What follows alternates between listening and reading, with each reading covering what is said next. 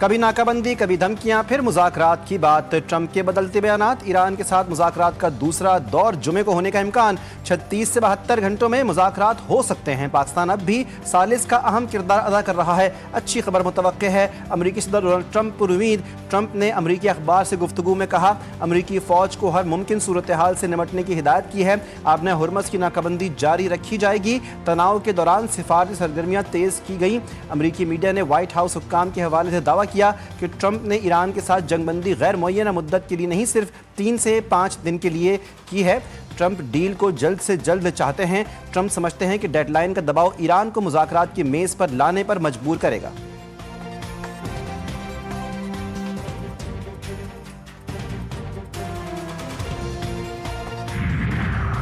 وعدہ خلافی، ناکہ بندی اور دھمکیاں حقیقی مذاکرات کی راہ میں رکاوٹ۔ ایران نے ہمیشہ مذاکرات اور معاہدے کا خیر مقدم کیا، آئندہ بھی کرتا رہے گا۔ ایرانی صدر مسعود پزشکیان نے کہا دنیا آپ کی مسلسل منافقانہ بیان بازی، دعوے اور عملی اقدامات کے درمیان تضاد کو دیکھ رہی ہے۔ ایرانی اسپیکر باقر قالیباف نے واضح اور دو ٹوک پیغام میں کہا دشمن فوجی کارروائی یا دھونس سے اپنے مقاصد حاصل نہیں کر سکتا۔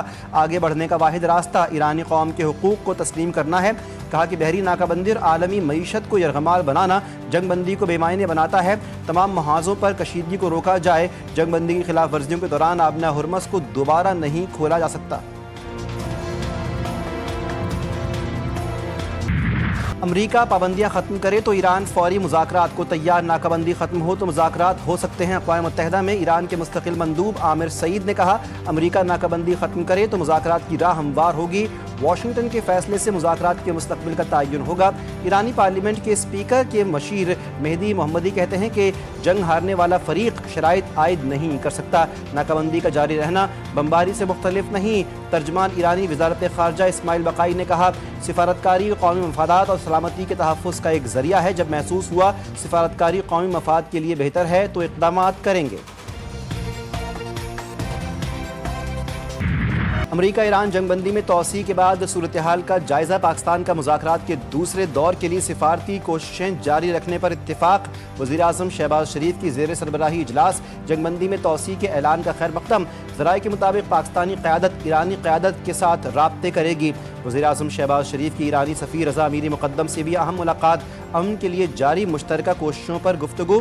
وزیر اعظم نے واضح کیا کہ پاکستان خطے میں کسی بھی نئے تصادم کے حق میں نہیں اور مذاکرات ہی واحد راستہ ہیں۔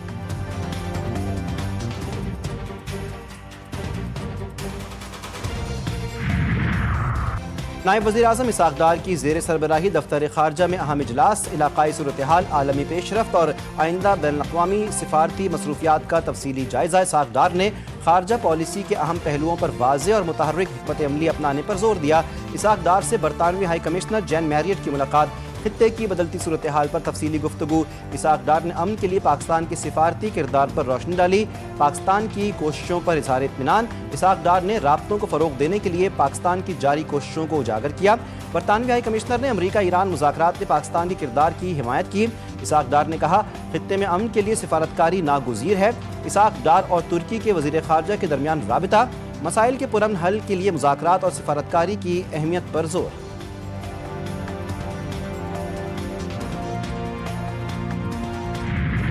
سمندری ناکے پر ایران امریکہ میں کشیدگی بڑھنے لگی۔ ایران کی پاسدارانہ انقلاب کی آبنہ ہرمز میں کارروائی، 2 غیر ملکی جہازوں کو تحویل میں لے لیا۔ جہازوں میں اسرائیل کا MSC فرانسسکا شامل۔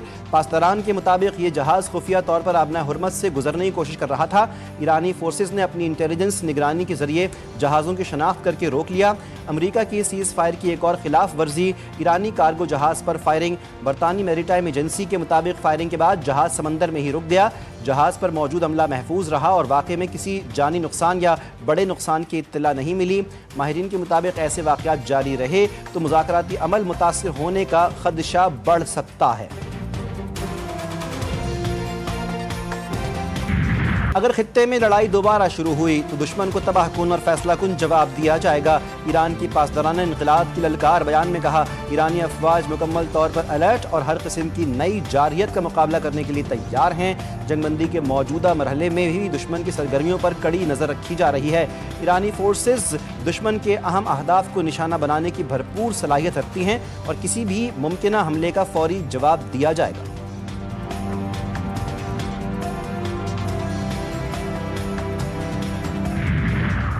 اقوام متحدہ کا جنگ بندی میں توسیع کا خیر مقدم، پاکستانی کوششوں کی مکمل حمایت کا اعادہ۔ اینٹونیو گوتریس کہتے ہیں کہ توقع ہے پاکستانی کاوشیں جامع اور پائیدار حل کے لیے سازگار ماحول تشکیل پائے گا۔ جنگ بندی میں توسیع سے سفارتکاری اور اعتماد سازی کو موقع ملے گا۔ تمام فریقین جنگ بندی کو خطرے میں ڈالنے والے اقدامات سے گریز کریں۔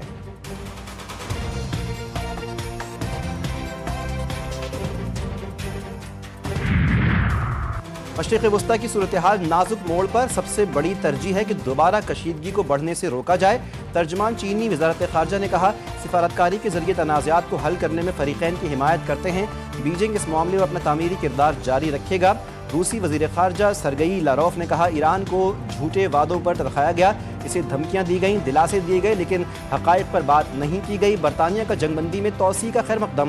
برطانوی وزیر خارجہ نے social media platform X پر لکھا، ہم چاہتے ہیں کہ مذاکرات دوبارہ شروع ہوں، ایک جامع معاہدہ طے پائے اور آبنائے ہرمز کو بغیر کسی پابندی یا ٹول کے مکمل طور پر کھولا جائے۔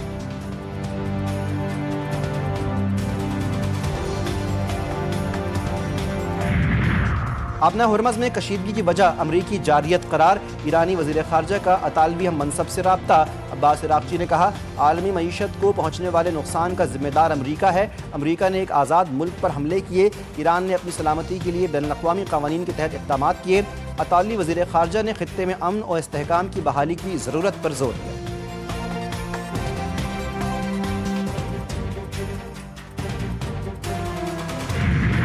جنگ بندی کے باوجود لبنان پر اسرائیلی حملے، 4 افراد شہید، متعدد زخمی۔ حزب اللہ کے حملے میں زخمی امن فورس کا فرانسیسی فوجی ہلاک۔ لبنان اور اسرائیل کے براہ راست مذاکرات آج واشنگٹن میں ہوں گے۔ لبنانی سفیر ندا حداد جنگ بندی میں 1 ماہ کی توسیع کی درخواست کریں گی۔ لبنانی صدر جوزف اون نے کہا، ملک کی موجودہ صورتحال میں داخلی امن کا تحفظ ایک سرخ لکیر ہے۔ اسرائیلی وزیر خارجہ گیدون سائر نے کہا، لبنان کے ساتھ کوئی بڑا اختلاف نہیں، امن اور تعلقات کی بحالی میں اصل رکاوٹ حزب اللہ ہے۔ ایران سے جنگ کی کوئی ضرورت نہیں تھی، جوہری معاہدہ ختم کر کے ٹرمپ نے امریکہ کو غیر ضروری جنگ میں دھکیلا۔ سابق امریکی وزیر خارجہ جان کیری ڈونلڈ ٹرمپ پر برس پڑے، انکشاف کیا کہ اسرائیلی وزیر اعظم نے بش، بائیڈن اور اوباما کو بھی ایران سے جنگ پر اکسایا، لیکن سب نے انکار کیا۔ قوم کے بیٹوں اور بیٹیوں کو جھوٹ بول کر جنگ کی آگ میں جھونکنا غلطی ہے۔ ایرانی سپریم لیڈر مجتبی خامنہئی نے رویہ نہ بدلا تو انہیں بھی قتل کیا جائے گا۔ امریکی جوہری سائنسدان اینڈریو ہیگ کا انکشاف۔ اینڈریو ہیگ کی بات چیت ایک صحافی نے خفیہ کیمرے کے ذریعے ریکارڈ کی اور وائرل کر دی۔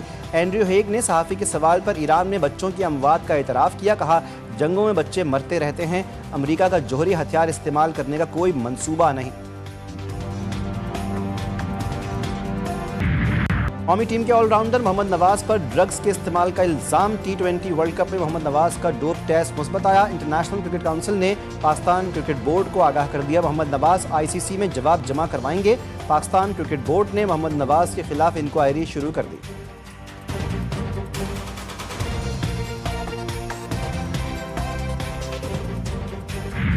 وزیر اعلیٰ پنجاب مریم نواز کا پنجاب میں جرائم کے بڑھتے واقعات پر برہمی کا اظہار۔ شیخ پورہ فیصل آباد میں جرائم کنٹرول نہ ہونے پر متعلقہ افسران کی سرزنش۔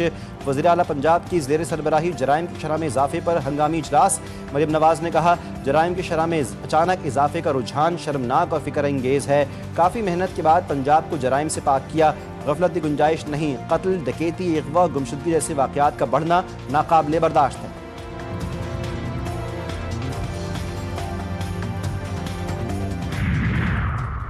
کراچی سرکولر ریلوے اور سب اربن ٹرین سروس بحال کرنے کا فیصلہ۔ وفاقی اور سندھ حکومت کے درمیان اتفاق ہو گیا۔ وزیر اعلیٰ ہاؤس میں سندھ اور وفاقی حکومت کے درمیان ریلوے منصوبوں پر اجلاس۔ کراچی تا روڑی اور کراچی تا جیکب آباد نئی ٹرین سروسز شروع کرنے کا فیصلہ۔ وزیر ریلوے کہتے ہیں کہ مشترکہ کوششوں سے ریلوے نظام کو جدید اور قابل اعتماد بنایا جائے گا۔ شرجیل میمن نے کہا کہ KCR بحالی کے بعد BRT بسیں فیڈر سروس کے طور پر کام کریں گی۔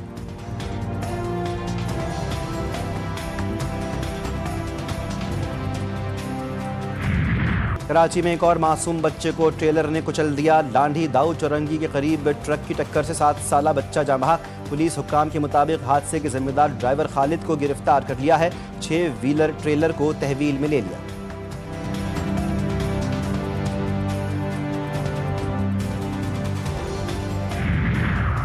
سندھ اور بلوچستان میں کانگو وائرس کے کیسز رپورٹ۔ ٹنڈو محمد خان کا 17 سالہ نوجوان کانگو وائرس کا شکار، کراچی کے اسپتال منتقل۔ چمن میں بھی 11 سالہ بچی میں کانگو وائرس کی تصدیق۔ ضلعی ہیلتھ ٹیم کی متاثرہ بچی کے گھر کے 10 افراد کی اسکریننگ۔ محکمہ صحت کے مطابق بیماری کے پھیلاؤ کے شواہد نہیں ملے۔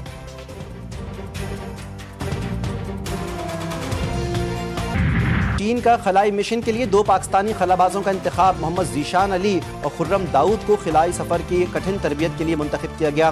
دونوں منتخب افراد بطور زیر تربیت خلاباز چین میں قیام کریں گے۔ دونوں چین کے خلائی اسٹیشنز پر جانے والے پہلے غیر ملکی خلاباز بننے کا اعزاز حاصل کریں گے۔ وزیراعظم نے سپارکو کی اہم پیش رفت کو سراہا۔ شہباز شریف نے پاک چین لازوال دوستی کو خراج تحسین پیش کیا۔ پی ایس ایل کے دلچسپ مقابلے جاری۔ پشاور زلمی کی کراچی کنگز کو 7 وکٹوں سے شکست، 183 رنز کا ہدف 3 وکٹ کے نقصان پر حاصل کیا۔ کشال مینڈس کا 43 گیندوں پر 80 رنز کا لاٹھی چارج۔ پہلے کھیلتے ہوئے کراچی نے 9 وکٹوں پر 182 رنز بنائے تھے۔ ایک اور میچ میں حیدرآباد کنگز مین نے سنسنی خیز مقابلے کے بعد ملتان سلطانز کو 4 وکٹوں سے شکست دی۔ 214 رنز کا ہدف 3 گیندیں قبل حاصل کیا۔ عثمان خان کی شاندار سینچری اور حسان خان کے 6 گیندوں پر 24 رنز نے جیت یقینی بنا دی۔